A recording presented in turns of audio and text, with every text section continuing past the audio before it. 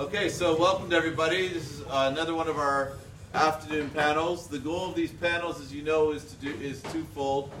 First, one of the difficulties you always have at the beginning of the year is which year do I take? So many interesting options, so much variety, and you always have to decide. The Latin root of decide, however, comes from the word cede, which means to cut off, like suicide, homicide. And the hardest part about making decisions sometimes is not what you choose to do, but what you choose to give up.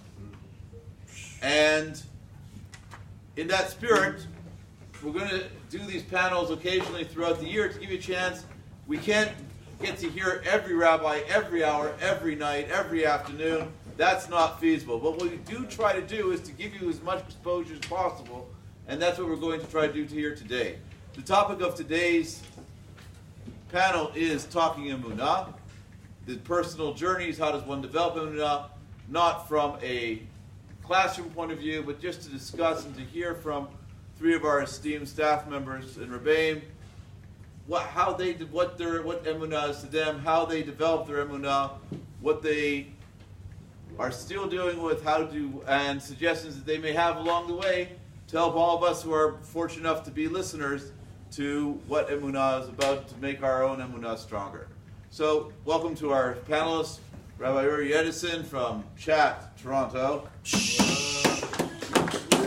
Rabbi Yehoshua Paltiel from Syracuse, New York. Everyone from Syracuse, give them a standing ovation, please. And Rav Natanel from Staten Island. From the island. If you could have Emunah after you live in Staten Island, that's a really big deal. I didn't realize it was so run down. The last time must have since you left. Okay, let's get started. So the first question I'm going to ask you very simply is for yourself. Can you define Emunah? We talk about Emunah. We say I have Emunah, I don't have Emunah.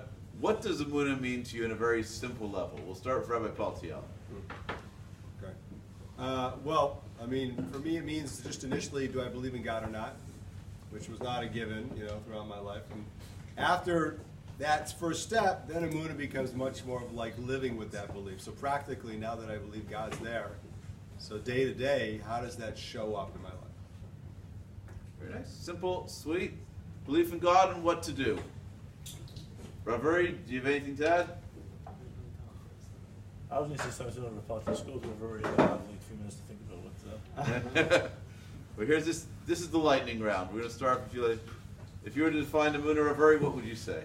So I think most people translate Emunah as belief, and they ask, well, do you have Emunah? Do you believe in God? I think belief is just the beginning. That's the, as Rav Paltiel said, that's the easy part, to believe in God. I think the real meaning of Emunah is the feeling that you have in your guts of, am I being taken care of? Is there someone that cares about me? And if we look in Tanakh, you'll see Kasher Yisa Ha'omen Et Hayonek, the real root of the word Emunah has nothing to do with belief. The root of the word Emunah it's connected to Emun, faith, trust, and Omen is a caregiver. With children, we raise children, it takes a long time to get a child to feel that he's taken care of. You have to, every time they cry, you have to feed them, you have to change them, you have to pick them up from Gan every day. If you don't pick up, if you don't answer your kids' needs, then they don't develop a sense of trust, a sense of stability. That's what Emunah is. Emunah is the feeling that I can trust that Hashem is taking care of me. It's not a decision. Belief is a decision. You can research, you can learn philosophy and say, okay, I think God exists or it doesn't exist. That's just the ground. That's just the beginning.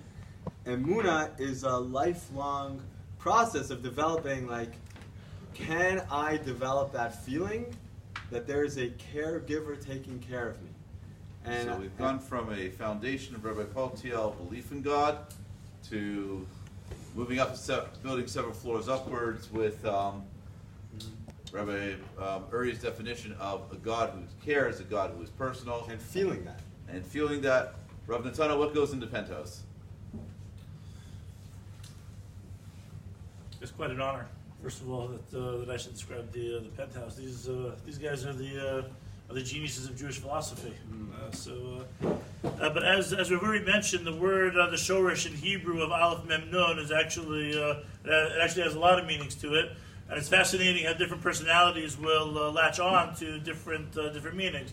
Like Rav Uri, he'll take the caregiver personality. For me, the first thing that I think of when I think of Aleph Mem Nun is the Kel Melech Ne'eman, which is what Amen stands for. And the first for me, the first step is to realize, yes, for sure, Rav Uri is for sure right, and it could be that it happens in different stages with different people. That the caregiver, the Omein, is for sure correct. But at the same time, we have to know that there's a melech in the world, and sometimes it's actually I feel bad that it's being recorded and I'm saying this, but sometimes it's hard to sit in the Beis Medrash, especially during Mincha. You have some people in certain parts of the Beis Medrash that are a little bit louder during davening, but there are not a need to start Baruch Hu Elokeinu, but there is like let's say Chazaras Hashatz, for example. It's like a pep rally. Have some guys who, if they go to a jet rally, lahavdil, and Hashem should help them. If they go to a jet rally, so that everybody will stand there, maybe paint their faces in green, and they'll be up there and screaming. And when somebody's like, "Whoa, the Jets are great," smile everyone. And they'll say, and everyone's like, "Whoa, yeah, Jets!" And then they'll scream their brains out. And then we come to the Beis Medrash, and somebody's saying, "Baruch atah Hashem," whatever bracha, Rofei Cholei Amo Yisrael. Oh man. What do you mean, amen? Like, amen! Right? Like there's crazy and unbelievable things happening. And if we barely mutter amen while we're twiddling our thumbs, so then how can it be that we would ever feel the respect for the Melech of the Olam if when somebody is saying praises of him, so we're not really paying attention and we're just robotically repeating what we've been trained to say for so long. But what we have to remember, it's not just the Melech of you have to do it or I'll punish you. But the privilege is that this Melech is also Omein. This Melech is also the artisan. It's the Melech who created the world in such an unbelievable way that if we look at, I would advise everybody to major in biology. That when you major in biology, you take microbiology and genetics, and you get to see such unbelievable aspects and facets of the way that Kadosh Baruch Hu created the world. So it's almost impossible to not be in awe of him and not to be in love of him when you realize the intricacies of everything that's happening in the world that we're living. If you want to build your Amen of Kel Melech Ne'eman, if you want to understand what the Amen is of the caregiver, and if you want to have that foundation, so the more that we understand about the world that we're living in and the gifts that HaKadosh Baruch Hu gives us, which all point to the bottom line of that Hashem really loves us, so that Emunah and the relationship that we have with him, the Emunah that Hashem exists, the Emunah that Hashem loves us, the Emunah that Hashem takes care of us, and the Emunah that this is the best and most important relationship that I could possibly have. So at least for me, that scratches the surface. That puts down the floor of the penthouse without putting down any walls. Okay, there we go. So I wasn't sure who needed help, the Jets or their fans. So Both. All right, so let's go back in time now. 1969. Am I the only one up here who was alive during 1969? I didn't make it. So as a 1-year-old, I remember the Jets winning whatever. I remember nothing. Okay. My first football game the first football game I remember watching was the Rough Rider against the Rough Riders. So you can guess where I'm from. Now, let's go to our next question. Let's go back in time, anyways, and imagine yourself as a 15-year-old, a 16, 17, still in high school. We'll even give you your first year. What was inspiring to you back then? What were the things that inspire you? It can be a person, it can be a story, it can be just an experience, or it could be really a good book. Sometimes we're lucky to get across that one book that can change lives. Was there anything back then as a teenager that you remember really made an impression on you? We're going to go backwards. Rav Natanel.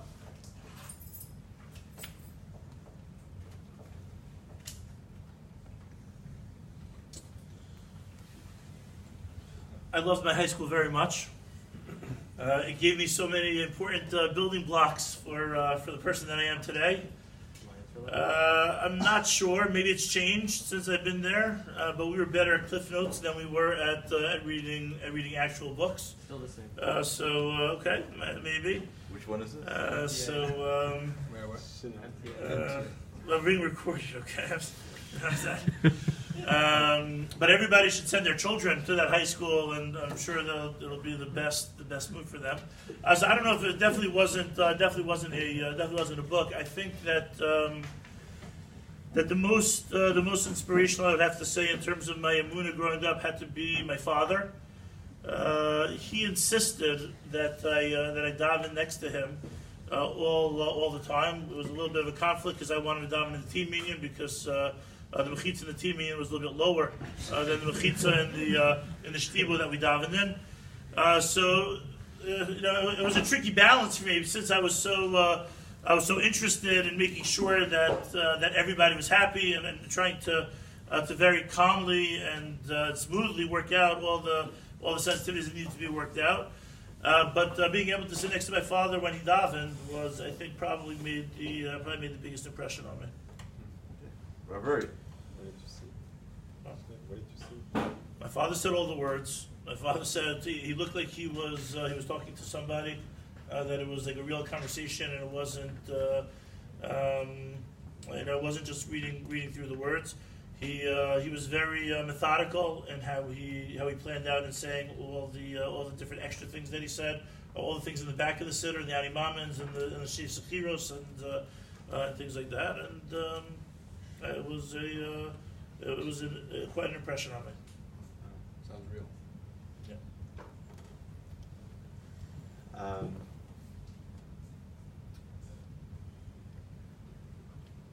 So I think for me, the two biggest things in high school, one is that I went on the trip to Poland with my high school. I think it was the second ever March of the Living, and it was a life-changing experience.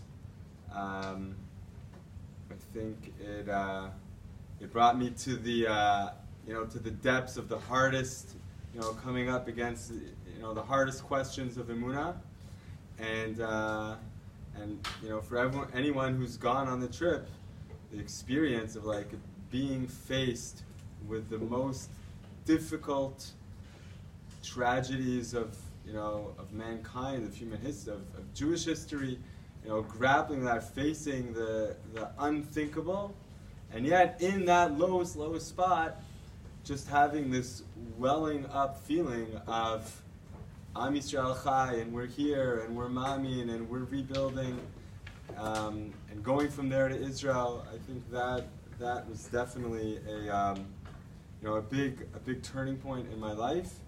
And from there, I started becoming very active in things, and I think the continuation of that was becoming very active in NCSY and seeing at many Shabbatonim and especially many Ebbings, how people with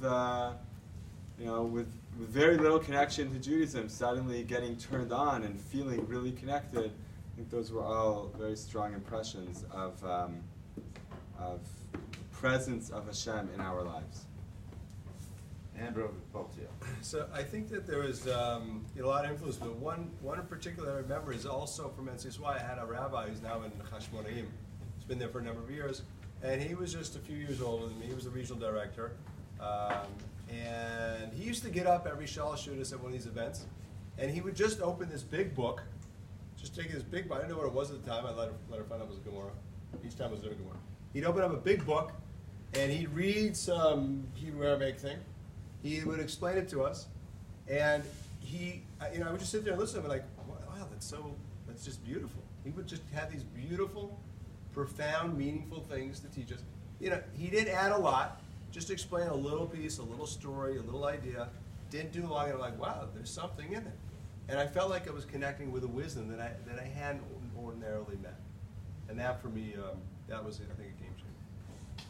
So at the age of high school, we established then that whatever experience it may be, it can be family, it can be outside experiences, it can be life-changing events. Sometimes it's whatever it may be, but all three said that something in high school is possible that is, if you had to plan a high school curriculum, we've been joking around in my shir that many of the parents of Talmidim have paid $250,000 for their day school education. What do you think the major texts should be?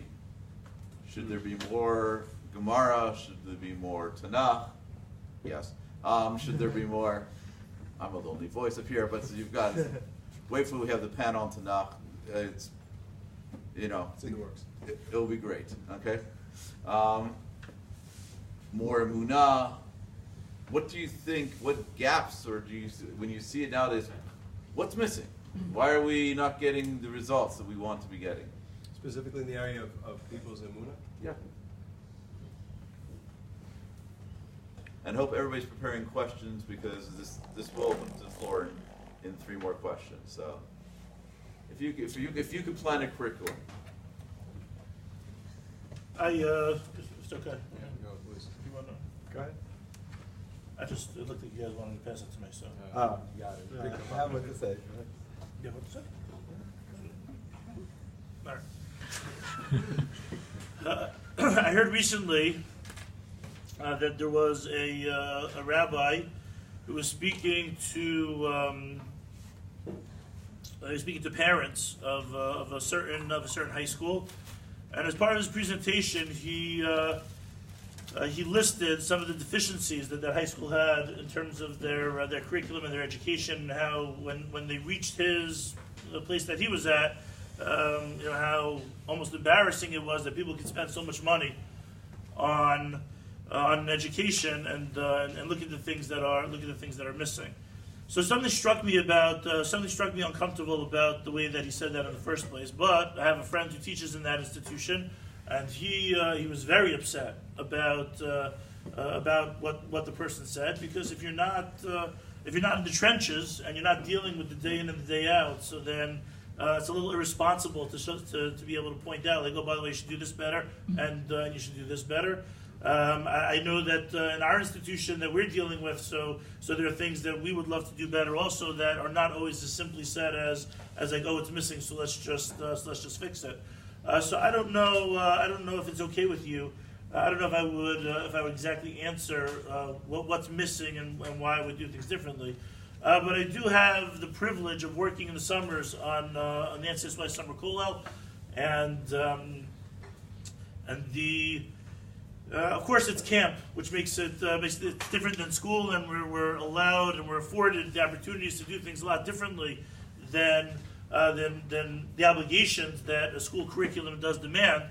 But the underlying theory of the education on the Kollel, which with tremendous siyata d'shmaya we've been successful with, is that if teenagers have attention and they think that and they know that there are people that care about them, and the learning is happening in an environment where those who are providing it are giving 100% to all aspects of different things that guys might enjoy. Like, for example, it's not that learning is the most important and basketball is secondary and we just find you have to play basketball. And the food is secondary and fine, you have to do food.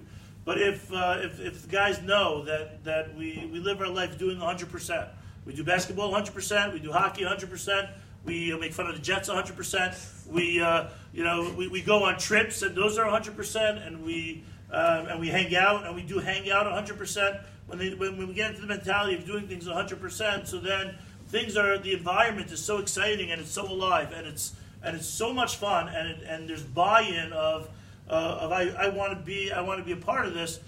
So then the hope is that the texts and the context and the content of what we're doing that'll be taken by the students as well. When Talmidim know that that we're being serious about what we're offering on all fronts. So then hopefully it'll create a mentality of, hey, I should be serious about all the things that I do. When I do davening, I should be serious. When I do learning, I should be serious. When I do binyamin l'chaver, I should do it as an adult and as a mature person. And I should consider whether I'm wasting time on Netflix and Fortnite and fantasy football and whatever it is that I'm doing. Not that you shouldn't do any of those things, but just within reason. That am I being adult enough to know that I'm not being defined by those things, but I'm being defined by finding chesed opportunities, and I'm being defined by being awake and grabbing any opportunity from the Rebbeim that I possibly could have. So I think that if the environment as a whole is one where guys sense that they're being supplied with and focused on and concentrated on people's full attention and full hearts, so then that is the best that we could do. And there are so many fine high schools that are out there that will admit themselves at some things that they come up short with. But sometimes we can put in best effort and come up short anyway, and that's the way that the world is. So Hashem should give all the high schools, all the principals, and all the rebbeim, and all the teachers, Hashem should give all of them a lot of strength, and a lot of insight, and a lot of fortitude, and a lot of wisdom to be able to continue to do the great job that they're doing. Maybe before Rav Uri says something, just real quickly, those of you guys who are here, you are the creme de la creme. Kol hakavod that you're here.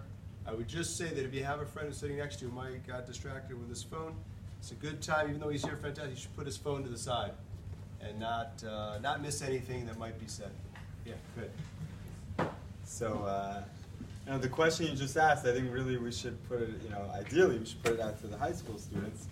But based on what I've learned from the high school students over the last few years, I think the main thing that could be added is more focus on authenticity.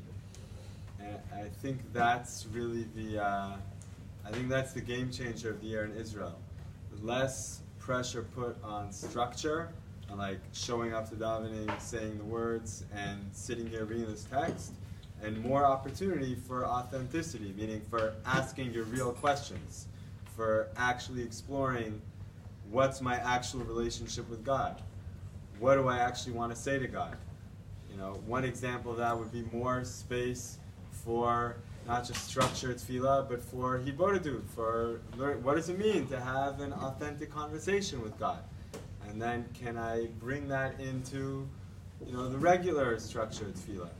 What does it mean to have authentic, I have a real burning question. I have something that bothers me.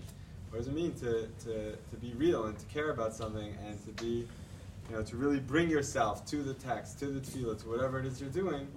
I think that's what we need more of everywhere. All right, we've heard from Rav Natanel, who said the focus was, it has to come from the Lev, it has to come, and it has to be respectful to teach the entire student in every part where he is. Rav Uri has talked about authenticity and giving space for people to discover their authentic selves.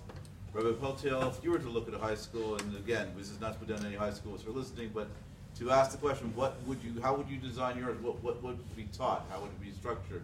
Yeah, so this is probably not the answer, again, that maybe you want us to give the certain names of books or something.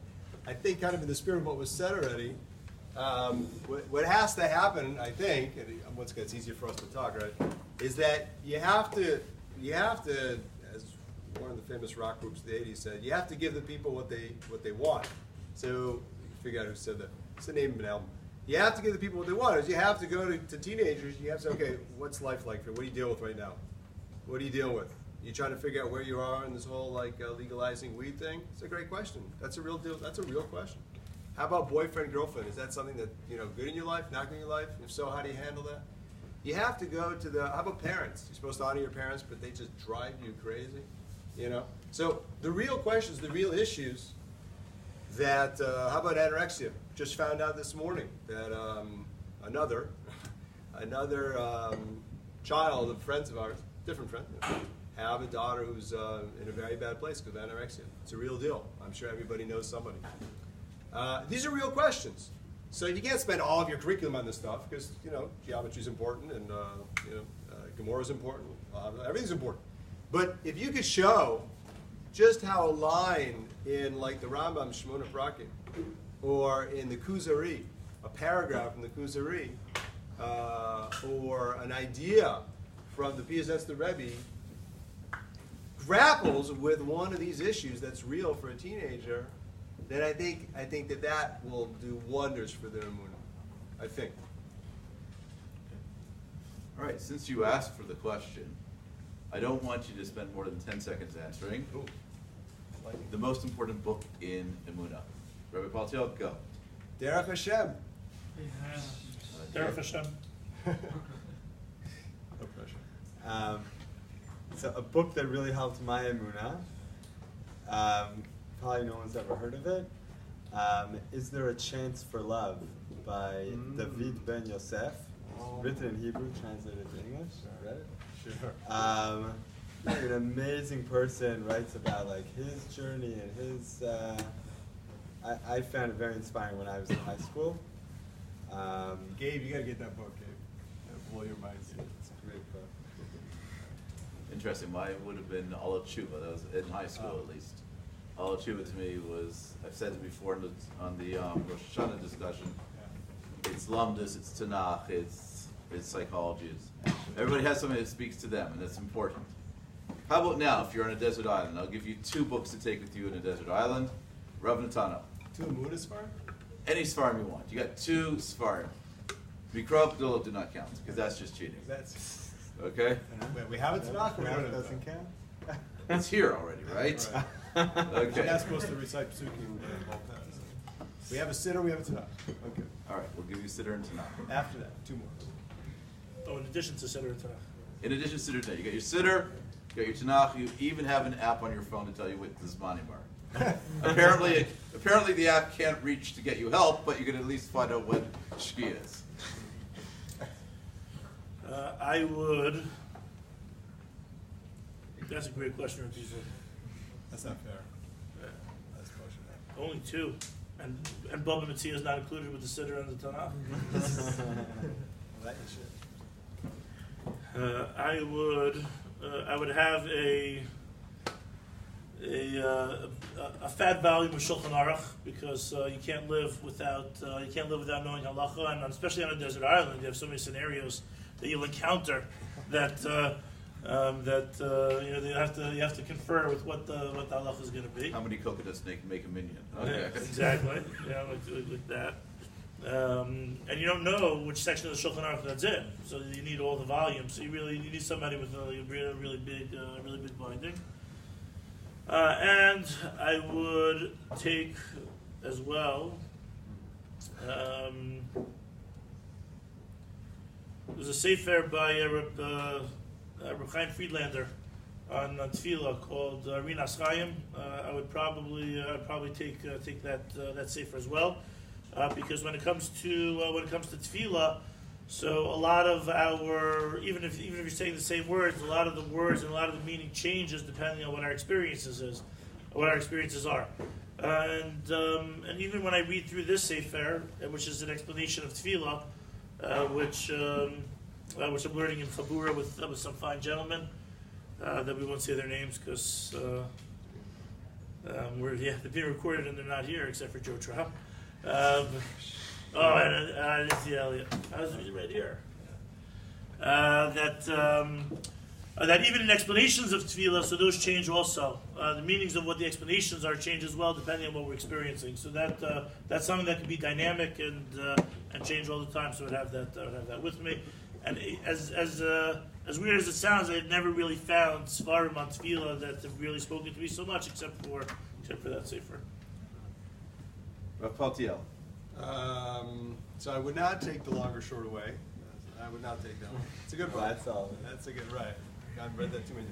I would take Mesilas Yesharim, because if God put me on a desert island, then clearly I think He's trying to tell me I got a lot to work on, and He's going to isolate me because I got a lot of things to have to fix up, which I already know. But in case He thinks I didn't get the message, puts me on a desert island, that would be a good book to take to hopefully fix it. You like that, Yishai?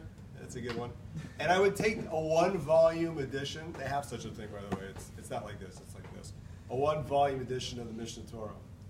And I kind of like just, I guess, camp out with the Rambam for a long time. And I got my halacha. Not always mainstream, but be Yemenite a little bit. And I got my I got some hashkafa, some philosophy. I got a lot of great stuff in there. So I think those would be my two books. Okay, so I think I would take, clearly my number one would be to take Rav Kook. So, you know, if you take a whole Shulchan Aruch, I could take all Rav Kook, but you know, if I had to choose one, I would take Orot HaTeshuvah, and maybe second Orot HaKodesh, but Rav Kook I think is nourishment, food for my soul.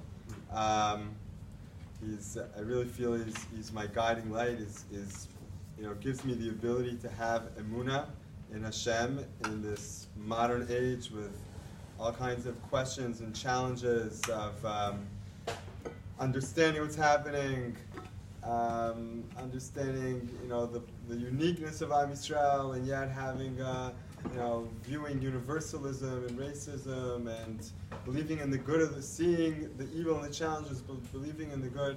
I think without Rav Kook, I think I would have had a very difficult time finding Emunah, and I really feel he's my guiding light, and I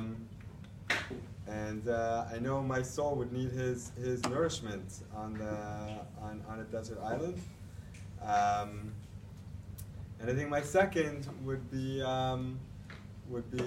Chassidus, probably the Piasetzner Rebbe, maybe the Ishbitzer Rebbe, also. Give fire for my soul. Without those things, I don't think I'd be able to go on. Well, I'm going to ask one more question, following up from what Rav Uri said, then I'm going to open the floor before our final set of questions.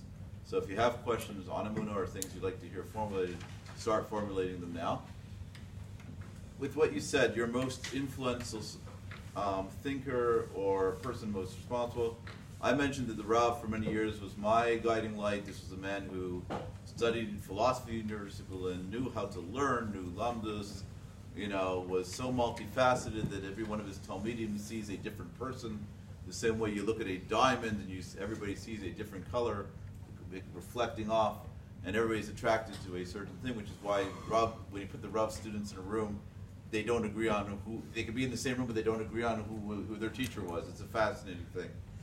As I've gotten older, I've moved to his son-in-law, Rav Aaron, you know, had the privilege of driving with him several times, you know, driving him back to Jerusalem before he moved to Lunchwood, and when I was teaching him Mevaseret, would drive with him, but just, you know, reading more and editing his works, and just the breadth and the depth of knowledge, but also, of course, to me, the humanity, the kindness, the midot that were inspirational for me.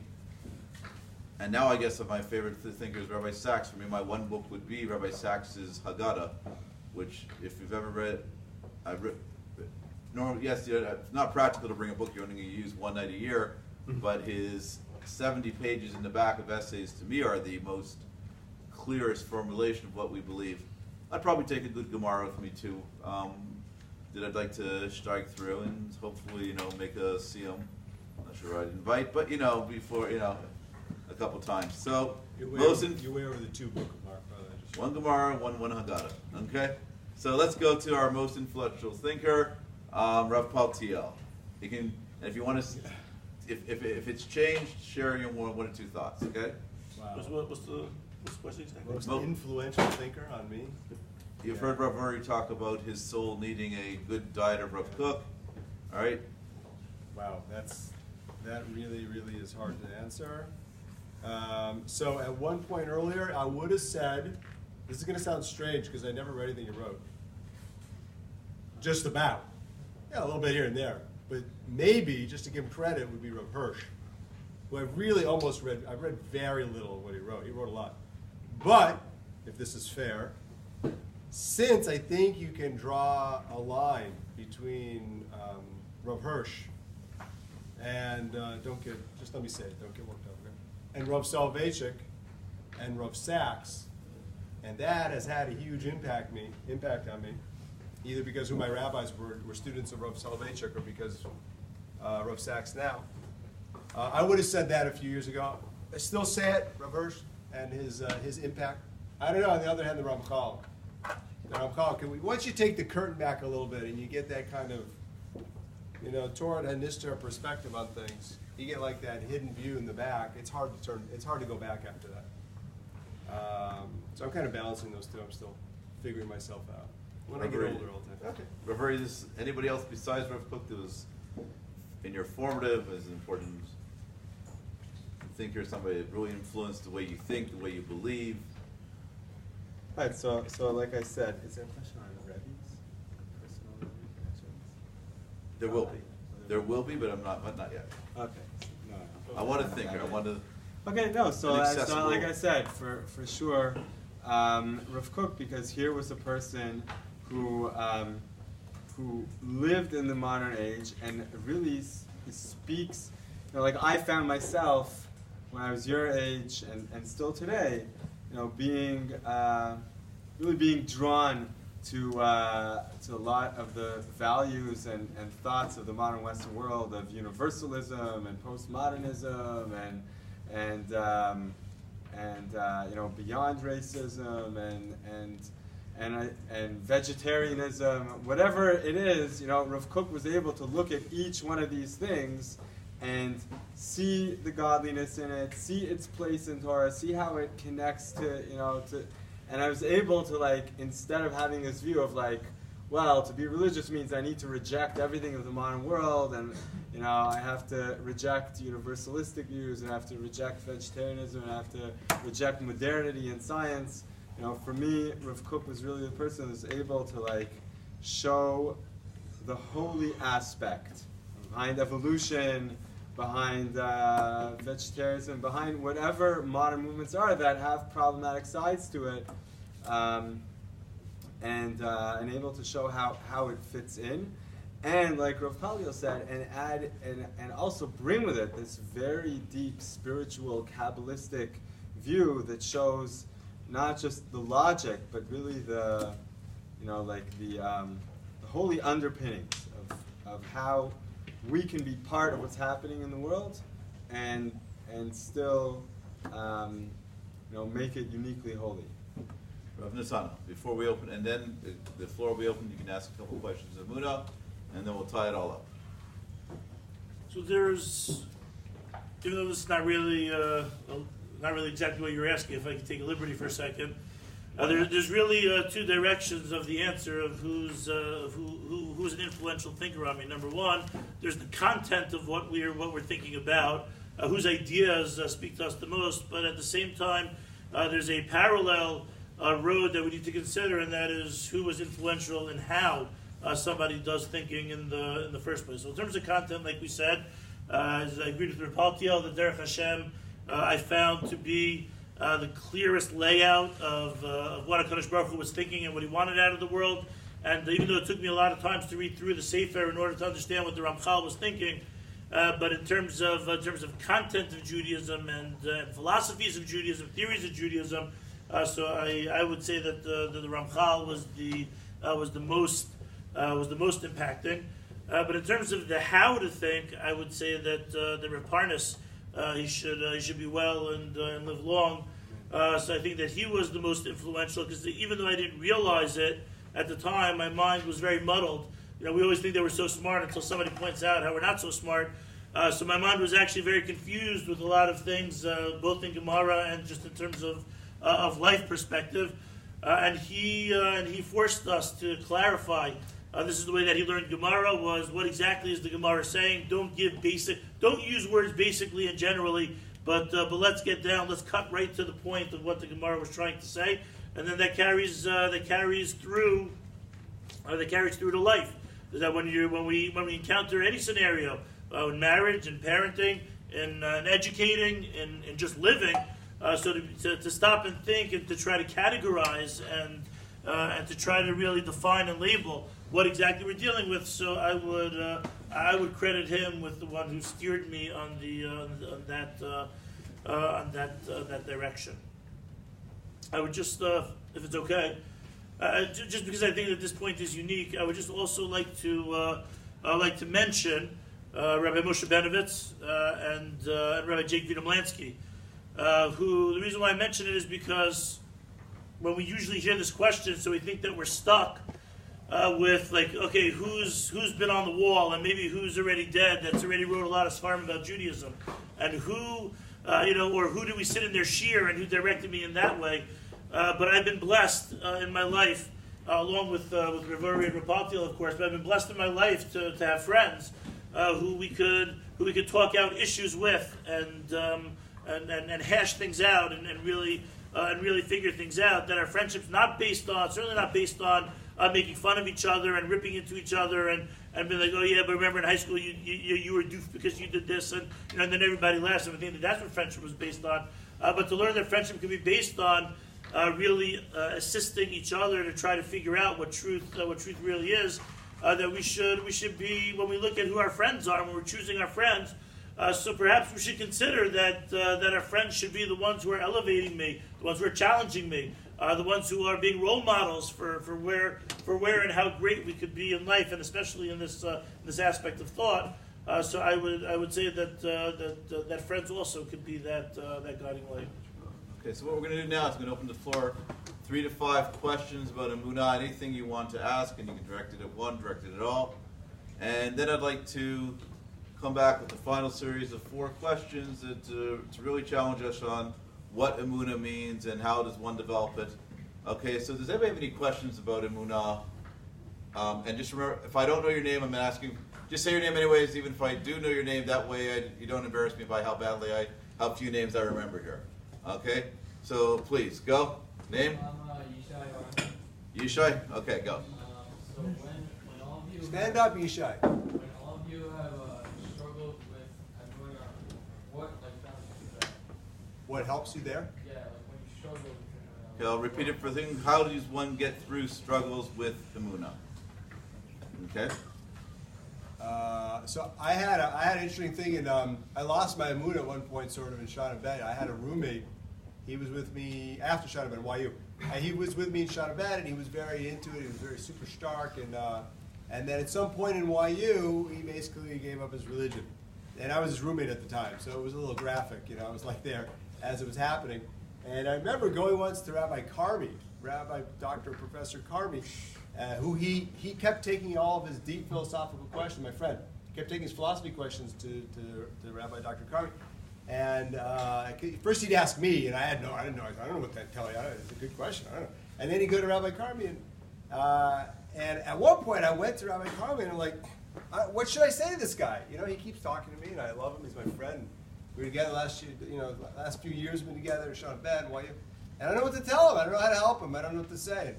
And it was really, the truth is, I wanted to help him, but I was rattled, like my Emunah was like kind of really getting shaken up. So he said something very profound. You have to understand, Rabbi Dr. Karmi has smicha from the Rav, and he has a PhD in Bible and a PhD in philosophy, and I think another one in Jewish philosophy. He's got at least 2, I think 3, whatever. Probably has 5 by now. When I was there, he had like 3. So he said to me the following thing. My friend's name was Eli. He said, don't try and answer his questions. You feel this urge, you have to answer his questions of philosophy to prove that Judaism is right. He said, don't do that.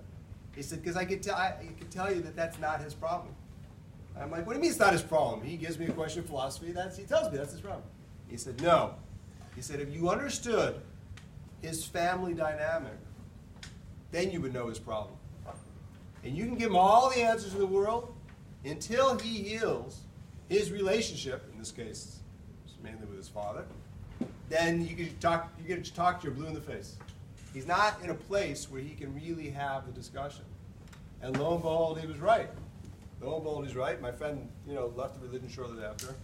His parents went through a divorce, whatever, it was a mess. And my friend had to go on a journey. And Rabbi Dr. Karmi said to me, he said, she's going to need to go on this journey, and you're not going to stop him. He's got to go on this journey. And where it ends, nobody knows. He'll go, he'll leave, he'll come back. We don't know. And that shook me up. But I realized that you don't always need an answer every time. And in a way, it helped me turn to God and just speak to God. I just spoke to God. Help my friend. Help me. It's a tough thing. He's going through a tough time. Without getting bogged down in what Aristotle said and what Kant said, and, what Plato said, etc. Rav Natanel? So when I struggled and still struggle with Emunah, I very much agree with what Paltiel said. A lot of times there's something else going on that's the source of it, not necessarily the question. But for me, when I face a struggle for whatever reason, so there's always a safe point that I go back to, that I know that if I could relive or rethink or get my mind in a firm state of that point, so then I'll be okay after that, and that's creation of the world. I don't. Of course, some people want to argue that the world was created by accident, and you had bangs and heliums and hydrogens, and but if you look at the world and you try to figure out how out of minuscule atoms, how this unbelievable world that we live in, how that could come to be. So for me, and again, it might not be for everybody, but for me, the answer of it was an accident and it was a coincidence doesn't work, and it only points to that there has to be a creator. If you understand, and I was blessed to major in biology, like I said. If you understand like the complexities of our bodies and of the world, so it only points to that there's a creator. So when things happen, and there are a lot of things that happen in our lives that would challenge and cause our Emunah to be unstable. So I always went back to, okay, listen, there's a creator of the world. He knows infinitely more than I'm ever going to know. I know that there is an answer somewhere to the issue that I'm having. Maybe one time in my life I might be privy to it, and maybe I might not be privy to it. I'm just a human being, and I have to have the humility of saying I'm not going to understand everything, or maybe I'm not even understand anything. But I know that there was a creator, and I know that he's in charge of the world, and I know that he loves me. So at some point, maybe I'll have an answer, maybe I won't have an answer, but I'm going to go on knowing that I have that foundation. Thank you both. I think number one for me is to not be afraid of the struggle, which is what Rav Karmi told Rav Paltiel.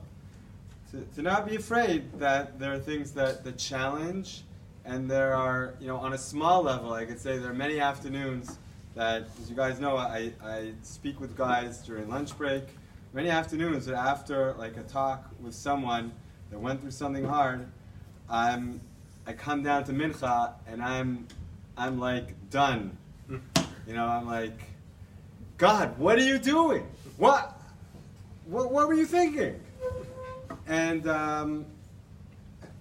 so number one is, like I said before, to be authentic and to not be afraid of the struggle. I'm not afraid of the fact that I sometimes doubt and question and don't understand.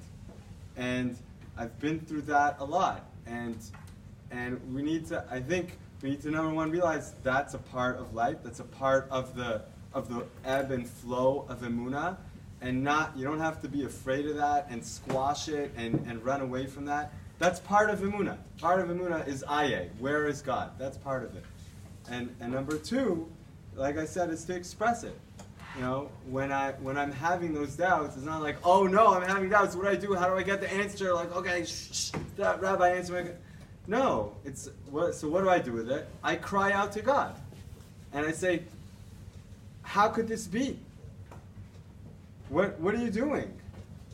Are you real? Are you involved? I cry out, and after I cry out, then it opens the space for something else to happen. And then I feel my Emunah comes back after that. If I can just add on a personal note, there's a horrific car crash in the Dead Sea earlier today. A family of 8 just gone, entire family. And I have teachers in my other school who are from that community, and they're sharing remembrances on that WhatsApp list.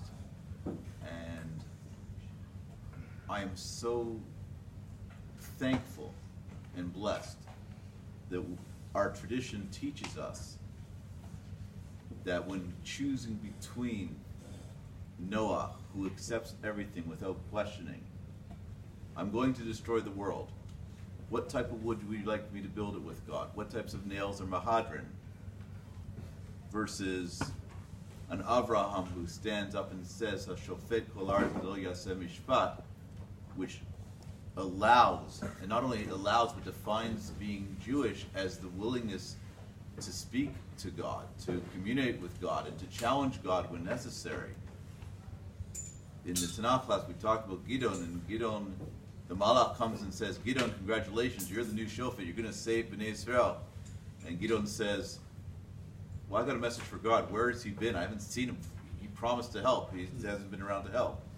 And the Malach says, "Lech b'koch chazeh, go with that strength." And Radak says, "You've now proven your worthiness as a leader, that your strength is your ability to challenge God.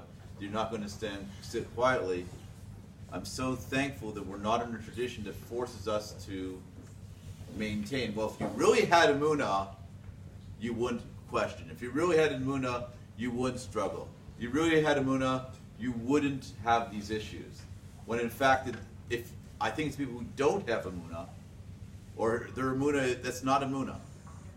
Emunah does not mean that we divorce ourselves from the day-to-day questions that humanity faces, that we face every single day. I'm so grateful that we can ask these questions and call and cry, but never give up on the fact that we believe that we can turn to God and ask. That as long as we don't make that final cut, we can yell at God, we can tell God we're angry, but as long as we're talking to God, it's okay. Are there any other questions on anything? Just any ideas? There were several hands up at the beginning. Questions on Emunah. So I'll raise the question to you guys. Let's have a little bit of fun now. Again, this will be a quick lightning round question. Do not spend more than 10 seconds thinking about this. You mean answering or thinking? Okay? The less I think, the more I answer. That's it. It always happens. So, if you were to say, okay, this is my favorite mitzvah to do. This really gets me go. This really helps me build a connection with Kadosh Baruch Hu. What would it be? Rav Natanel. Davening. Rav Paltiel. Learning. Okay. Rav Uri. That covers everything. No.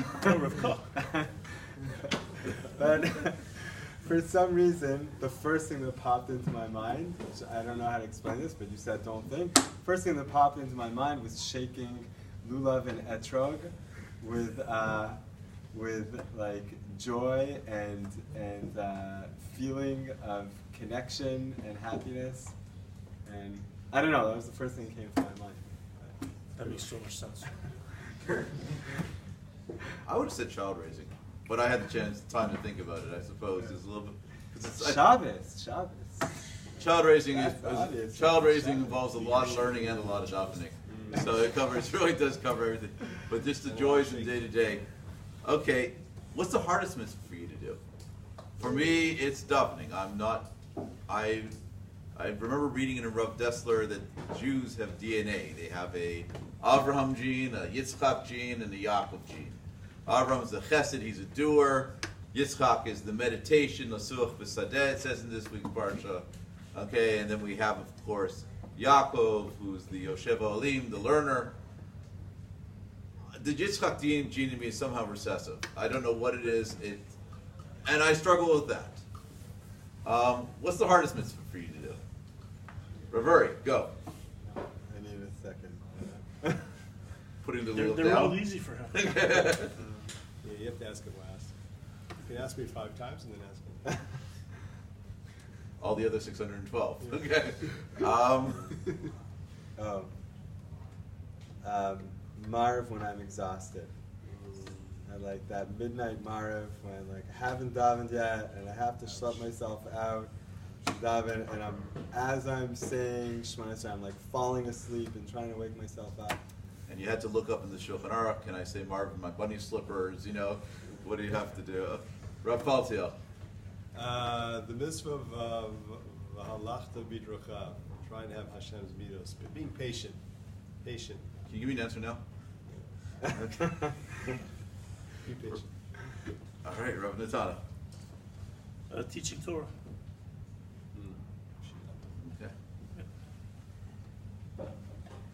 Because that's too much fun. You can't throw it out. Because Not because of the students. Not The hardest mitzvah because of the students. actually. Not comparing this year. Because the responsibility of representing HaKadosh Baruch Hu and wanting to take the job of transmitting His Torah, which it's very easy to say the words. I could easily, force people to memorize the 10 things in the Mishnah that you have to Hari El Shalom. That's the easy part, but to that's not the depth of what Torah really is. So to transmit what the emes of Torah is and how critical it is to our lives, to transmit that is quite a hefty responsibility. Now I feel very Humble. burdened. Yeah. I've said to my share. That's why they never want me on any of these panels. Okay. You are down on that party. All right, so one short question again. I'm going to pull and to set the time going, I'm going to do the Beit Shammai, Beit Hillel trick, or the Ger trick. I'm standing on one foot. You can't see it on camera. Prove God to me. Go, Rav Paltiel.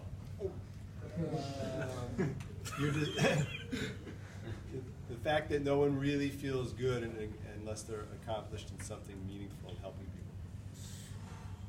Okay. Good answer. Rav Natanel. Look at the world, creation, and the world that we live in.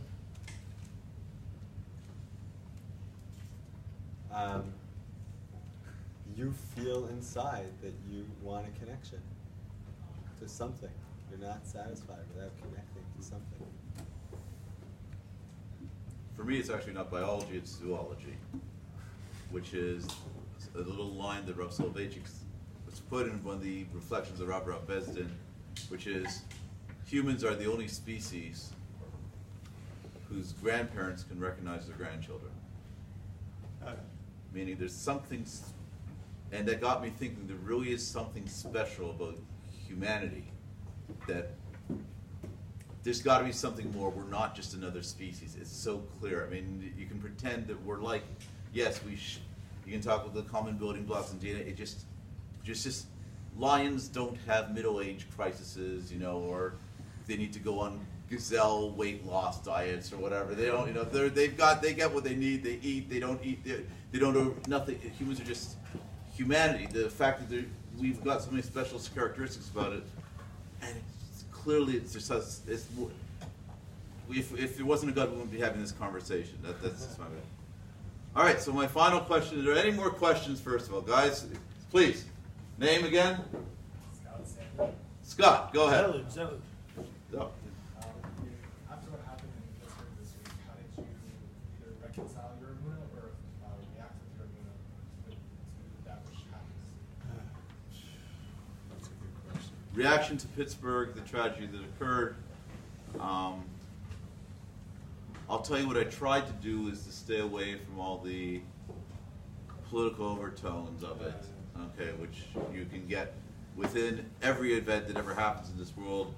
You get distracted by Democratic talking points, Republican talking points. He did this because of this of this. So I try my best to stay away. Did this one Haredi paper called it the Jewish Center, another Haredi paper called it the synagogue. These ridiculous things we fight about that are so inconsequential with what happened. So in dealing with for me, it was part of it is just turning myself off from the distraction, trying to turn out as much of the outside noise to reflect what's going on. And after doing so, what do you do in a situation like this? I would say that Emunah-wise, my reaction is first and foremost, these 11 people are part of a very great plan to bring the world to Geula, and I don't know how it fits in. It's a step forward, it's a korban, I don't know, but Hashem took them because Am Yisrael is not where they need to be, the world's not where it needs to be, and sometimes he does this kind of thing. Do I fully understand it? I don't. But I know what I have to do is to try and somehow make the light of 11 people that they would have been shining. I have to somehow make up for those 11 lives, those Ner and Neshama Ner Adam Nishmat Adam are no longer shining. I got to make up for that light somehow. Rav Uri. I was going to say the last line that Rav Paltiel said. I think the Jewish response is not to try to understand it. I mean, there is what to try to understand, but our response is in places of darkness, we increase the light. And when we're faced with not understandable darkness, that's our response, to try to like Rav Paltiel just said, 11 candles were just extinguished. We need to light many more. In that place. That's our mission. And I have to mention, like, one brilliant example of that is a number of years ago, which you guys might remember, it was a terrible, one of the terrible massacres in Israel where a terrorist went in and shot 8 students in Yeshivat Merkaz Harav. So Rav Sitrin went to the Shiva house of one of the families of one of the boys who was Ethiopian. Rav Sitrin went to the Shiva house and he heard the family speaking about how there's such a tragedy for the Ethiopian community, because here was an Ethiopian boy who was actually studying to be a rabbi, and they were saying there's so few Ethiopian boys actually go through the system and are able, to make it to that level, because so many of the families have financial problems, and the kids have to go out and work, and so few kids actually, get to the level of being rabbis, and there aren't role models for Ethiopian kids, and they need role models to be religious. And Rav Sitrin heard this, and he's like, we have to do something about this. So he came back to Lev HaTorah, and he made an announcement to the Lev HaTorah students. He's like, who wants to have a think tank about what we're going to do about this? And the students of that year sat in the room with Rav Sitrin, they had a few meetings, and they came up with this brilliant idea that in place of the 8 boys who were just murdered, they were going to start an organization to fund 8 Ethiopian students to be rabbinical students every year. And Rav Sitrin, I think, is now on the 3rd rotation of graduating cycles of these Ethiopian students. He puts them through a few years of rabbinic studies where they're funded to be in kollel, and they're given extra classes how to be rabbanim for their communities. And it's unbelievable in the last years what he's formed out of this one tragedy of the loss of Doron, and he named it Or LeDoron, how much tremendous light he's brought to the whole world based on that. Another brilliant example is Rafas, Nefesh B'Nefesh. You know why it's called Nefesh Ben Nefesh? Because I think it was his cousin, right? Rafas had a cousin who was murdered in a terrorist attack, and he said, that's it, Nefesh B'Nefesh. For that one soul who was saying, we're going to bring another Jew to Israel. And after that, he said, another terrorist attack, we're going to bring another Jew to Israel. Now it's grown into never mind the terrorist attacks, we're just bringing all the Jews to Israel. So that's our response. So what a try to follow that? With your permission, I don't think that at the bottom line we're going to disagree, but if I could tweak a little bit, maybe maybe I misunderstood the way that you presented it, but I don't know that we should really look at it as 11 people died, so now I have to make up for 11 people. I don't know that we're capable of making up for 11 people, nor should we have the guilt. Those people who go, as you mentioned, on the Poland trip, we can't live with the guilt of trying to live and survive and be in Eretz Yisrael for 6 million people who would love to be here, and we have the privilege, and we have a responsibility to be the greatest people that we could be. We have a high bar that we're supposed to reach, and we can't do any more than whatever the high bar was set. We can't outdo our potential, whatever HaKadosh Baruch Hu decided that we're capable of doing. However, too often in the life that we're living, so we're lulled into complacency because we have everything too easy. We're not threatened. Baruch Hashem, you're not living in a year when there's a war. There's no missiles and rockets. We have whether we like all the food or we don't like the food, but we have food, we have shelter, we have clothing, we have people who love us. We don't really have we don't really have so many needs. And the way that human nature is that naturally we don't necessarily push to be the best that we could be if we're in a state of already having Vayishman Yeshurun Vayivat, is that we're in a state of having everything that we have, so then we don't necessarily push. So I don't know anything, but I don't know that nefesh b'nefesh is making up for the people who were, for the people who were perished. Or I don't know that Orla Daron and all the Ethiopians. So now there's a new thing that Rabbi Sitchin never wasn't supposed to do, and now that he's doing. I think that sometimes there are tragedies that are there just to remind us about who we're supposed to be.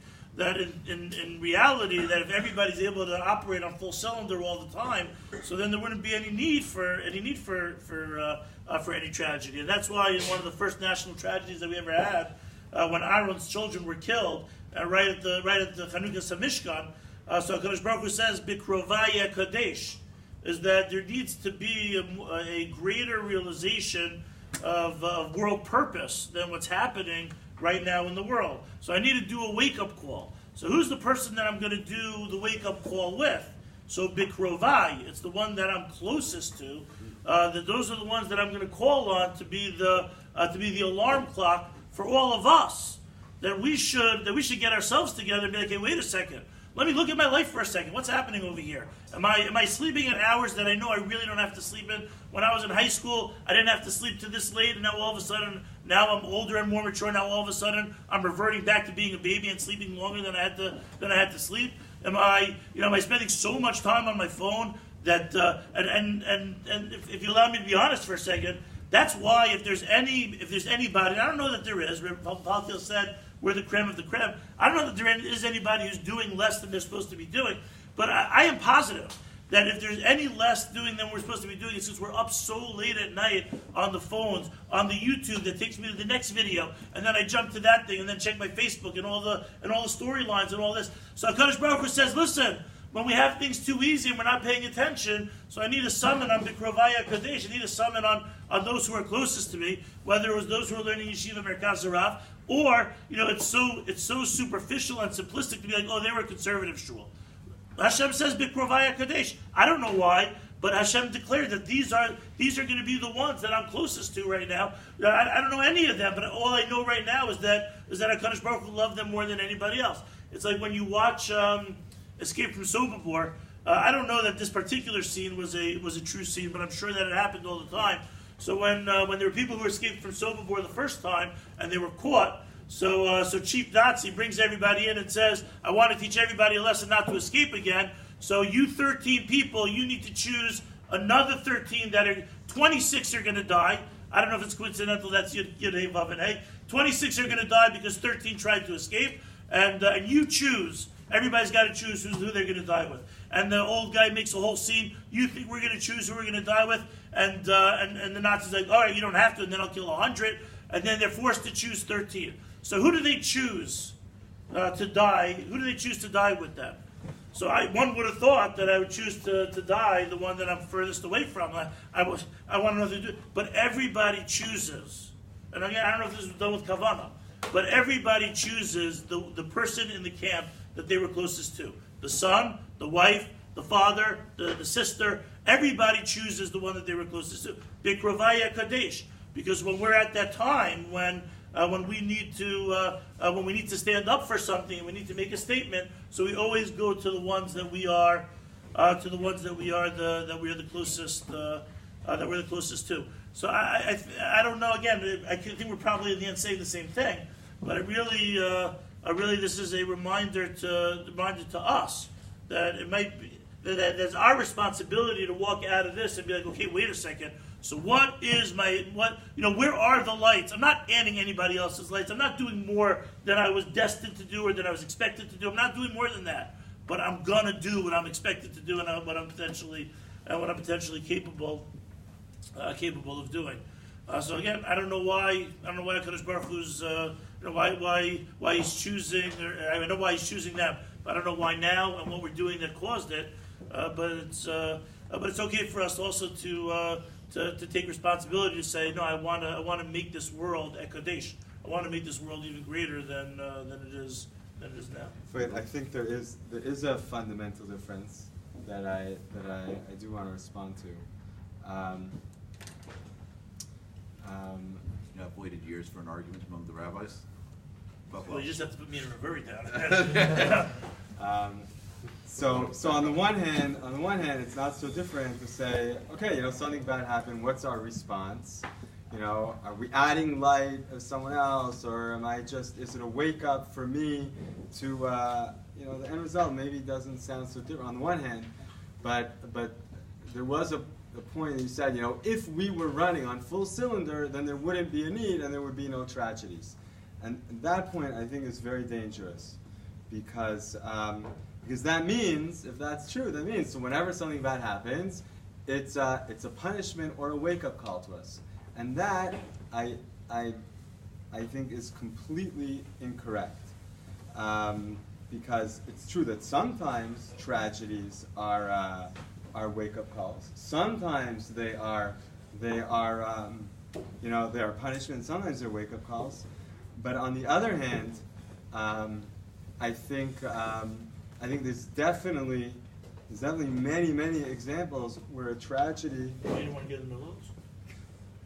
A tragedy is not a sign. It's not a sign that I need to be woken up. Maybe I'm running on full cylinder, but maybe we need a tragedy to transform us in a different way. That even if I'm trying my best, I'm doing everything I can be doing, we're all doing everything we can be doing, but there's just some things that I can't transform without being put through that. Not because it's going to wake me up to daven better or learn better or try harder or push myself. There's a transformation that happens. Like Rabbi Yochanan says, you know, Rabbi Yochanan the Gemara says, I lost 10 children. And he explains, he says, you know what tragedy does to you? He says, it purifies you, it refines you. He didn't become more of a tzaddik. He didn't learn better. He dafka says, I learned less because of the tragedy. I daven worse because of the tragedies that I went through. It didn't make me a better learner, a davener, but going through the tragedies, it refined me. It changed me as a person. It made me a different person. So I think this is a very important point, that I think it's dangerous to think that a tragedy is a wake-up call. I'm not doing enough. Maybe I am doing enough, right? Rafa in Daf Hey of Masayah says, right, that you search and lo matzah, right? You search, you're mefashesh matzav. You look, did I do enough? Lo matzah. Rashi says, what do you mean lo matzah? Is anybody not doing perfect? It says, search. Is there bittul Torah velo matzah? Is it possible? Can anyone search? You didn't do enough learning? And there's no one that can say, I didn't do Bittul Torah. But the Mefarshim saying, what's Rava saying? I looked and I saw, you know, I'm doing a lot. This tragedy there's no comparison. This tragedy is not a wake-up call for me to learn more or to daven more. So what do you say? Then Yedua, that it's Yisurin Shalava.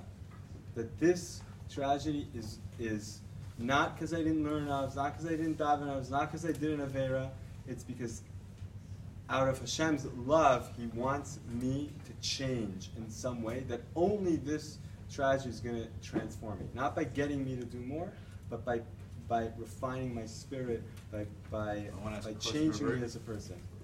Is there a practical difference for a person who either personally going through tragedy or a tragedy that may appear to be outside of his class, Pittsburgh, Fish Tishim, whatever it may be? Is there a practical difference in the way a person should respond, the way you see it and the way Rav Natanel sees it? Yeah, because if it's clear to me it's a call that I'm not doing enough, then that means that I'm going to be beating myself up after the tragedy. What do I have to do more? How am I going to get up earlier for that? How am I going to learn more? If I understand that it's maybe transforming in some way, maybe the transformation is I need to let myself feel what happened. I need to be brokenhearted. I need to be more sensitive to, not I need to be. I'm going to allow this tragedy to do its work on me. It's this, just going through this and letting it hit me is going to make me a more sensitive person. It's going to make me a more a more contrite-spirited person, a more refined person, a person who appreciates more, not so I by think- working, by So letting I want to hear letting it. it hit me. So I don't know if you know, but they have like a prayer vigil, like on what do you guys call it? Crack Square. You're not supposed to call it that. Kikar Tzion. Right. So they had like a Benyuda. They had like a prayer vigil, and I looked. It was like all like teenagers, people your age, and they were last night. It was last night or the night before, and they were all sitting around on the ground, and they had candles and the whole thing. And I think like, is that the proper reaction? Like on the one hand, it's beautiful they came together, and how could you let it pass without, people died? I mean, you can't just go on and say, what's for dinner, and I gotta, catch my bus. You gotta stop. So on the one hand, maybe that's the thing to do, is just to feel the pain, and they had pictures out, the families, the broken families. On the other hand, so there's the response of, wow, we gotta go do something. We gotta learn Torah. I gotta get a Tehillim group going. I'm not trying to make peace. That's all. No, I'm Rav just saying, Natanel, I want to give a chance for Rav Natanel to respond if he wants to respond. There's no way that I could discount what you're saying. I mean, we're talking about the reason why Kadosh Baruch Hu does things. It could be that's very true.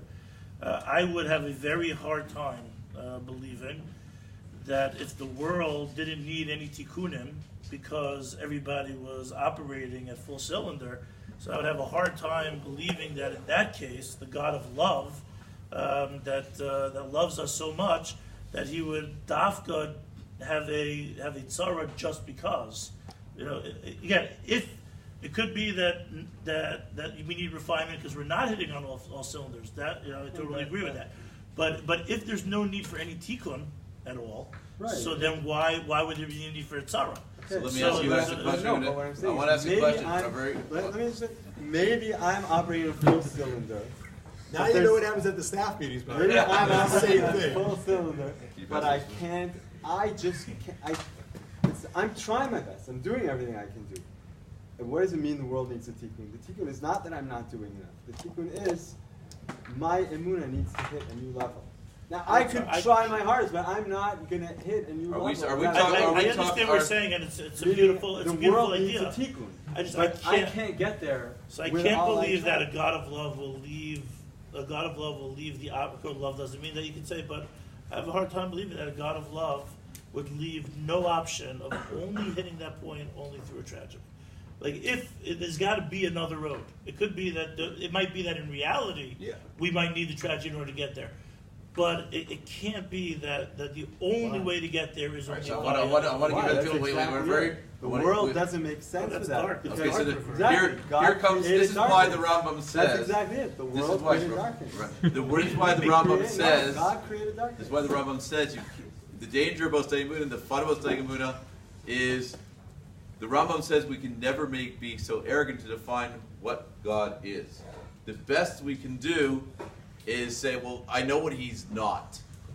There are certain people who say, there are certain proofs where you get 1 + 1 is 2, and I can prove that. But sometimes I can't get to that, but I can prove 1 + 1 doesn't equal 3, and I'm willing to fight for that, which is why we have these challenges and difficulties.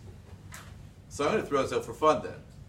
I want a 1-minute answer, no more, and I will cut you off because we're running out of time. When we talk about challenges of Emunah, the Akedah, what was the Kadosh Baruch Hu trying to do? I'll start with Rav Paltiel. No, you started with me like 3 half of the time. Come on. Yeah, Rivers got to start. I'm like sweating. We see by doing this, it allows everybody to go.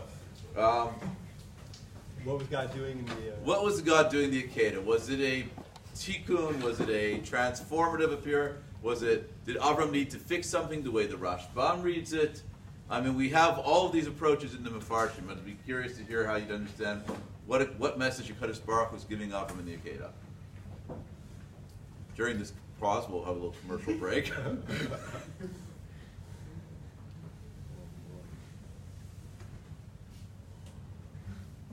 Rock, paper, scissors, lizard, Spock. You. Anyway. Oh, I thought you called it. No, I bounced that one. I don't know. I'm too caught up in the other question. I feel like this is like... It's the same question. It's the same question. Just say he needed refinement. Rav Cook said he needed refinement.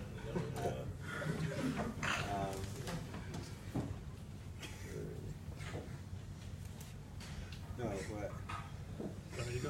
Yeah. Please. 1 minute, please. As if I'm going to be able to interrupt him. No, you can interrupt me for real, because we got to daven Marv. All right. I'm itching. Okay. We got to daven. All right, we got 6 minutes, 1 minute each, one summary, we're ready to go. I don't think, I certainly would not guess what HaKadosh Baruch Hu was thinking with the Akedah. If you read through all the Mefarshim, there are so many beautiful ideas of things that we could take out of the Akedah that they could all be true. It doesn't have to be limited to one idea. I always, it always spoke to me, Reb Chaim Volozhin writes that all the things that the Avos, Avram, Yitzchak, and Yaakov had to go through is Masa Avos Simul Abanim, is that there were things that even though they seemed like they were super hard for Avram Avinu and for Yitzchak and Yaakov to do, but when they passed those tests, so then those are genes that they then pass down to their children forever and ever. So we're the beneficiaries of whatever nisyonos they went through. So as Nachshon Waxman's father said at the Shiva of his son, Yartzeit was, I believe, last week or 2 weeks ago, as he said at the Shiva of his son, the reason why he has the koach to go on was because of the Akedah. That's what he said after he brought up his own Akedah. So I think that Nisayon, as well as all the others, were for the future generations that we were going to have to make sacrifices that are impossible for us to understand. Rav Paltiel.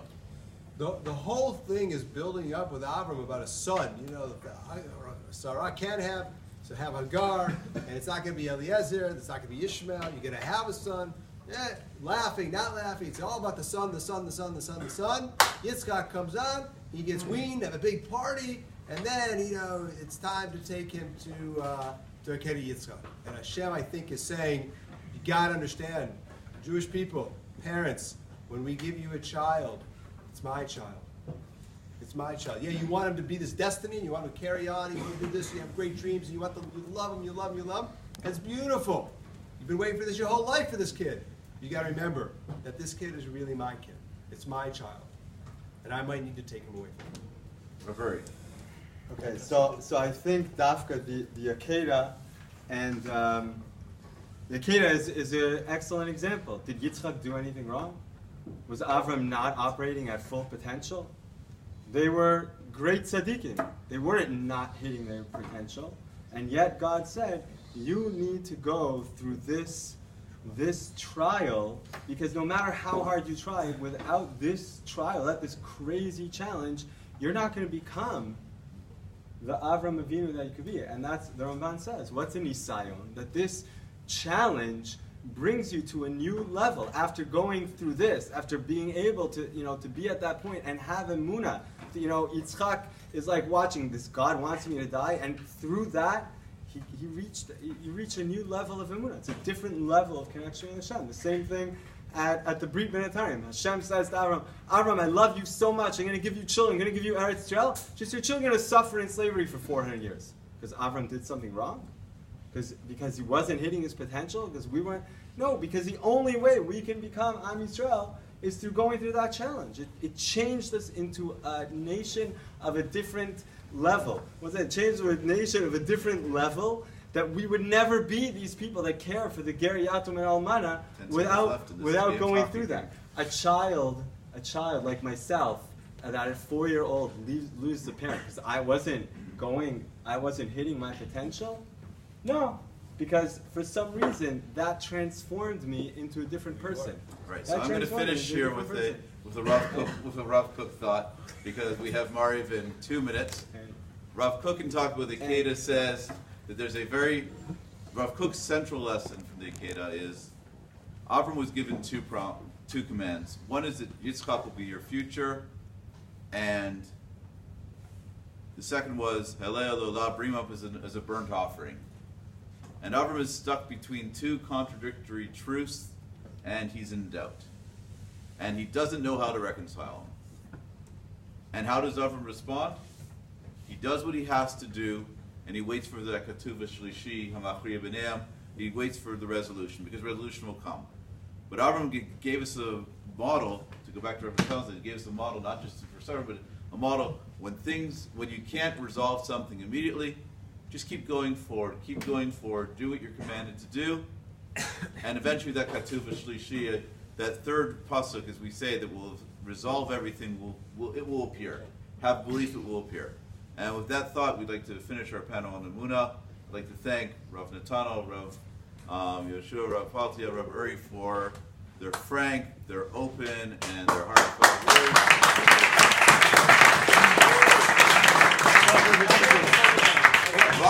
Marty.